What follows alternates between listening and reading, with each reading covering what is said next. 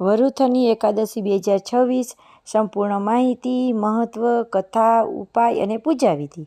જય શ્રી હરિ મિત્રો, આપ સૌનું સ્વાગત છે આપણા પ્રાર્થના ચેનલમાં. આજે આપણે વાત કરવા જઈ રહ્યા છીએ અત્યંત પવિત્ર અને કલ્યાણકારી વરુથની એકાદશી વિશે. આ એકાદશી કેમ ખાસ છે, ક્યારે આવે છે, તેનું વ્રત કેવી રીતે કરવું, કઈ કથા જોડાયેલી છે અને કયા ઉપાયો કરવાથી જીવનમાં સુખ સમૃદ્ધિ આવશે. તો ચાલો જાણીએ સંપૂર્ણ માહિતી.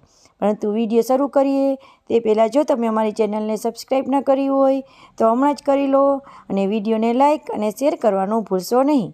સૌપ્રથમ જાણીએ આપણે વરુથની એકાદશી ક્યારે છે. વર્ષ 2026માં વરુથની એકાદશી 13 એપ્રિલ સોમવારના રોજ આવશે. આ એકાદશી વૈશાખ માસના કૃષ્ણ પક્ષમાં આવે છે. વરુથની એકાદશીનું મહત્ત્વ. વરુથની શબ્દનો અર્થ થાય છે રક્ષણ આપનારી. આ દિવસે ભગવાન વિષ્ણુની ઉપાસના કરવાથી દુર્ભાગ્ય દૂર થાય છે, પાપોનો નાશ થાય છે, શત્રુઓથી રક્ષણ મળે છે, ધન, સુખ અને યશ મળે છે, જીવનમાં સ્થિરતા આવે છે. ધાર્મિક માન્યતા મુજબ આ વ્રત કરનારને હજારો વર્ષની તપસ્યાનું સમાન પુણ્ય મળે છે. ગૌદાનને પુણ્ય આપતી એકાદશી એટલે કે વરુથની એકાદશી. અને વરુથની એકાદશીનું વ્રત કરીને મનુષ્ય વિદ્યાદાન જેટલું પણ પુણ્ય પ્રાપ્ત કરી શકે છે. વરુથની એકાદશીની વ્રત કથા. પ્રાચીન સમયમાં માધાતા નામના રાજા ખૂબ જ ધર્મિષ્ઠ અને પ્રજાવત્સલ હતા. એક દિવસ જંગલમાં તપ કરતા સમયે એક રીંછ તેના પર હુમલો કર્યો અને તેના પગ ચાવી ગયો. ઘાયલ રાજા ઋષિઓ પાસે ગયો ત્યારે ઋષિઓને તેમને વરુથની એકાદશીનું વ્રત કરવાનું કહ્યું.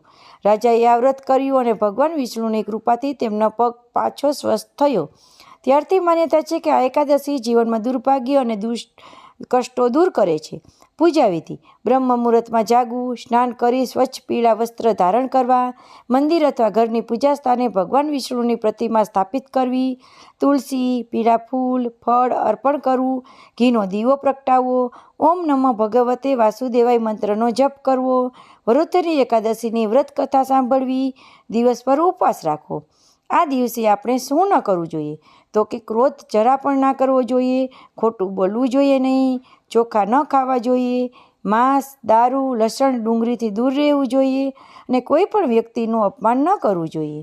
આ દિવસે ધન પ્રાપ્તિ માટેનો ખાસ ઉપાય છે ભગવાન વિષ્ણુને 11 પીળા ફૂલ અર્પણ કરવા. અને શનિ દોષ માટેનો ઉપાય છે પીપળાના નીચે સરસવના તેલનો દીવો કરવો. અને સુખ શાંતિ માટે તુલસીજી પાસે ઘીનો દીવો કરવો અને ઓમ નમઃ ભગવતે વાસુદેવાયનો જપ કરવો. નકારાત્મકતા દૂર કરવા માટે વિષ્ણુ સહસ્ત્ર નામનો પાઠ કરવો જરૂરી છે. વ્રતના આધ્યાત્મિક લાભ. મન શુદ્ધ થાય છે, ચિત્ત સ્થિર રહે છે, આધ્યાત્મિક શક્તિ આપણા શરીરમાં વધે છે, ભગવાન વિષ્ણુની કૃપા આપણને પ્રાપ્ત થાય છે. તો મિત્રો, આ હતી વરુથની એકાદશીની સંપૂર્ણ માહિતી.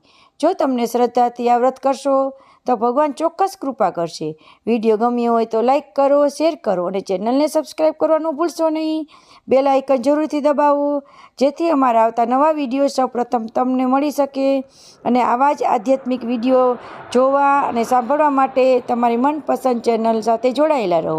જય શ્રી હરિ, જય શ્રી કૃષ્ણ.